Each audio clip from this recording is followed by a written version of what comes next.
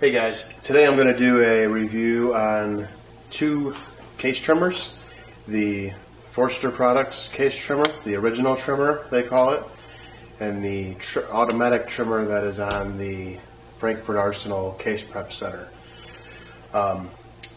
It's not really comparing apples to apples because this one's manual, obviously, and this one is automatic, motor driven. But what I want to do here is compare, so I started out with this Forster trimmer, and I'm looking at moving to something like this. I may or may not go with this exact unit, but I may do something in the future, so I want to help out other people in the same situation that want to move from a manual trimmer to an automatic trimmer to maybe gain some efficiencies. So what I'm going to do is go over this first. I'm going to trim. What I'm going to do is I'm going to trim a few cases with this one. I'm going to trim a few cases with this one, and then I'm going to go ahead and take this one apart, and then I'm going to take the assembly here apart and show you how it's put together. And I'll tell everybody what my opinion is on it, and by taking it apart and getting everybody to see how it works, that'll help allow you to form your opinion on it too. So let me go ahead and get set up. I'm going to start with the Forster, and then I'll go to the Frankfurt. So I'll get reset up here, and we'll get started. All right, first up, Forster Products Original Trimmer. I believe when I purchased this, I purchased the kit. Came with some of the accessories, which I'll go over when I take this apart. But essentially, how this is ran is you first throw your case in like so, and then you tighten her down, and then all you do is spin, loosen it up, and done.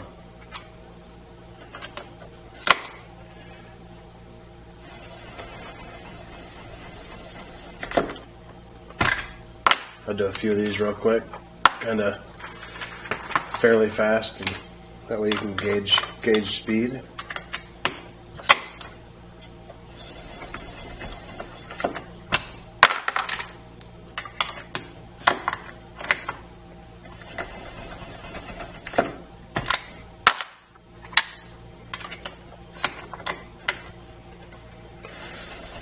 One nice thing I like about this, to know you're getting it crimped, getting it set the same every time, is when you insert a piece of brass into the trimmer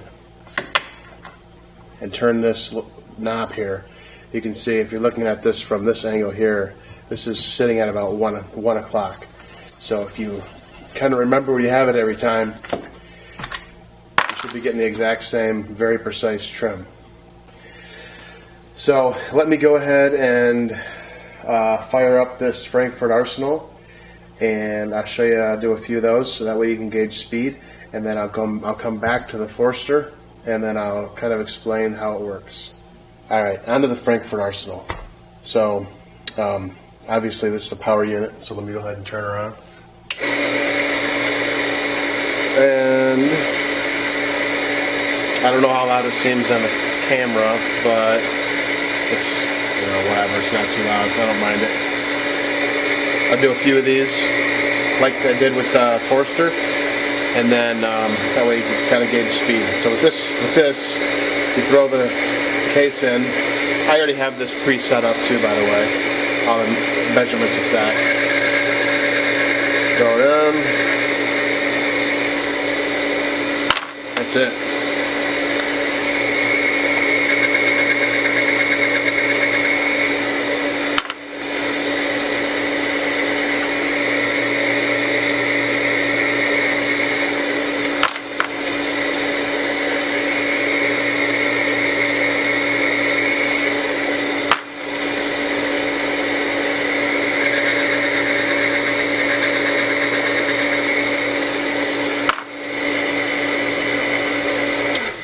some of those pieces of brass, there was nothing being trimmed off them because some of them are just a touch long and some of them are under, but you get the idea. So with this one, that's it. I mean, you don't have to really, once it's adjusted, you just pop them in there, take them off, and they're done. So let me go ahead and get reset up back on the Forster, and I'll go over the pieces and components to this and kind of give you my overall opinion on, well, first get the parts on this one, show you how this thing goes together, but I'll come back to the Forster here, or I'm sorry, the Frankford Arsenal, and kind of take this apart, show you how the inner workings, and then I'll give you my recommendation, I guess is what you say. So I'll be right back. Okay, back on the Forster Original Case Trimmer.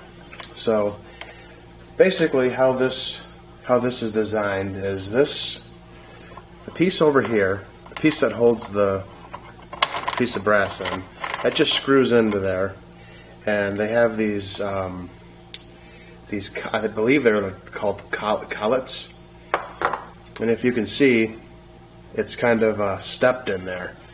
So when you throw your whatever caliber brass you're using, it should fit into one of these collets, one of those steps, and then you can see how it's there's grooves taken out.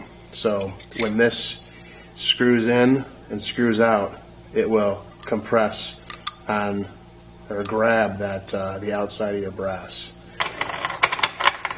Works pretty good. The piece up here by the cutter, they call that the pilot. That's the piece that goes on the end of your brass there.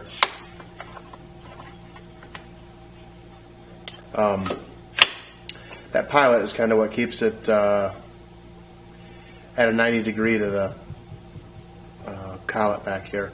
That way you're getting a straight cut. This pilot, if you look, there's a Allen screw right there. You loosen that up, it slides out. There's the one for 22 when I do 223. Just slides right in there. And then I bought the kit, and it came with, this is what it came with. It came with 24, 28, 25, 27, 22, and a 30. Obviously the 30 is for 30-06, 22 is for 223, and then various other cases here. And they match up with these collets. So the adjustment on this is pretty easy, and you can get super fine tuned on this. There is an Allen screw here, and if you go to the other side, there's an Allen screw here. There's also an Allen screw going in the end here. So to adjust it, what you do is you loosen up this Allen screw on the side with just the one. That Allen screw actually goes down on this this bar right here, and that's your rough adjustment. That will move this whole ring back and forth on here with your finger, and then you tighten it down tight. And then if you flip it around, if you want to do a fine-tune adjustment, you can loosen this Allen screw here, and then you'll be able to get back here, and this one actually goes in and out this way. And this Allen screw, it's going to be really hard to see on the camera, but this Allen screw that goes in back here into this side of this ring here, this will actually ride. If you can, probably can't see it. I have adjusted really close, but that Allen screw actually rides on this piece when you spin it. So if you want fine-tune adjustment, then you loosen. You leave this one tightened, and then you loosen this one, the side with the two Allen screws. You loosen that, and then you can screw that in, which then will bring this out. Or if you want to go the other way, you can go in to do more. So it allows for super fine grain accuracy, which I like. So overall, that's how this thing works. I would say that there's a main difference between this trimmer and the Frankford Arsenal. The difference, well, two main differences. One, this one's manual, the other one's motor driven. The other difference is on this trimmer, your trimmer is holding the end of the case, end of the brass. On the motorized trimmer, you'll see in a second, it's gonna hold it right here on the neck of the case. So I'm not sure which one is better. I'm really not sure. I would assume that since it's holding it up here on the neck, closer to the trimmer, there's less chance for any of this going on. But the design of this, the way this is set up, I don't think there's any of this turning going on anyways, where you're not going to get a perfectly perpendicular cut here on the top of this brass. So let me reset up, and I'll show you how the Frankford Arsenal goes together, and then I'll have a few last comments, and then we can wrap this one up. So I'll be right back. All right, now for the Frankford Arsenal trimmer. So just want to say both this unit and the Forster trimmer they both feel really good quality. So this here, it's all metal around the outside. The only plastic on it is the black that you can. This is rubber on the edges, and then plastic. Everything else is metal. I think maybe this back plate in the back might be plastic, but it's really good quality. So what I'm going to do is, you can kind of see the front here where you put the brass in. It's got this plastic, almost looks kind of like the collet that was on the other trimmer. And then you have this ring in the back, which is the adjustment for the blade. And then this here is the adjustment for how much pressure, how much you want these to go in to grab your brass. So when you throw this in,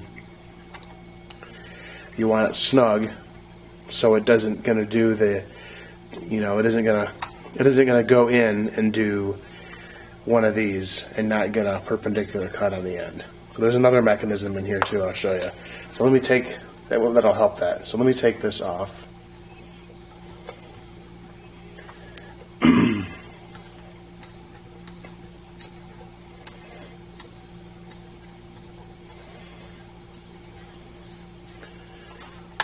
Alright, so they put this little rubber washer on here to kind of make this stay on here while you're so it doesn't basically come loose. It's kind of like a lock, almost serves as like a lock washer type thing, but it's not. It's just like a friction washer, whatever, I don't know. So it comes with a few of these things.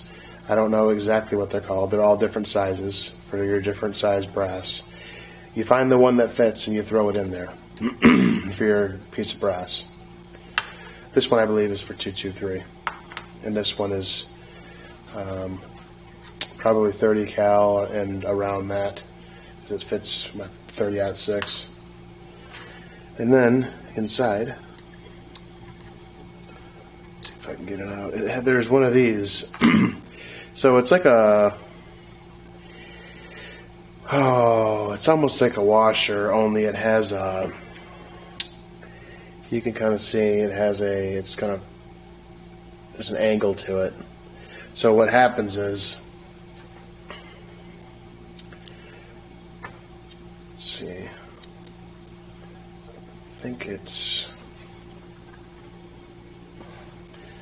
I can't remember which way it went in, but I think it's this way. So what happens is, when you put your brass in here, it'll first go through your, I guess I don't know, I'll call it this gray collet, and then it'll go in here like that. So it sits about probably about like this in here. Hoping my fingers aren't in the way. Yeah, they are. So it kind of fits like that. This metal ring sits on the neck of the case. So like I was saying, on the Forster, it comes and grabs the end of the brass. This one, you're holding the end, pushing it in. The neck is hitting against this washer, and then it's going against the blade inside here. So it feels secure. So let me put this back on. It's kind of hard with that rubber washer.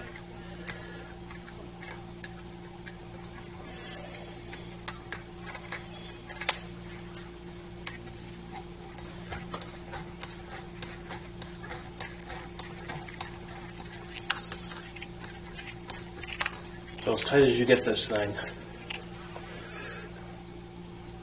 the tighter you will have this gray collet against your brass.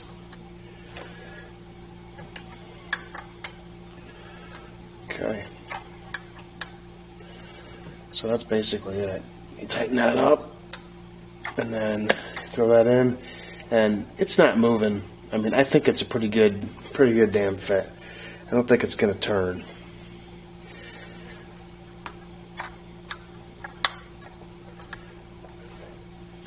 I mean, that's a pretty good fit. There's no play there at all. So I am convinced that you're pretty much going to get a perpendicular cut on this brass every time. But you need to make sure that you have this adjusted right, and that gray collet needs to go against there good. Go against that brass good, or you might get some play. And then for the adjustment piece, you unscrew this. This is basically a lock ring, and then you turn this whole unit. This whole black tube goes in and out against the trimmer, and you can get pretty fine grained. I would say probably the Forster you could get be a little bit easier to get the fine tuning. This one's not bad at all, though. I would say the Forster probably beats this one in fine tuning by hardly anything. And what else here? Probably I think that's it. I mean, I can't think of any other differences to point out here. I think you're going to get more. You're going to complete more trims using this unit than you are the manual one, unless you can really get into a rhythm. But this is pretty easy. Just throw them in and trim, and that's it. So that's my review. If I had to pick one over the other, I would probably say it is a tie. I would say that, and I think this unit cost about $150, $160, and you're getting these other tools too. So I think this is going to be a tie, and I think that the Forster probably would be a better one for doing precision. If you want to make sure every single one gets cut, and you know for sure. This one you're going to get more volume. So that's my review. You can make your own decision. I'll put pictures in my blog post, and if you have any questions, just leave me some comments. Thanks.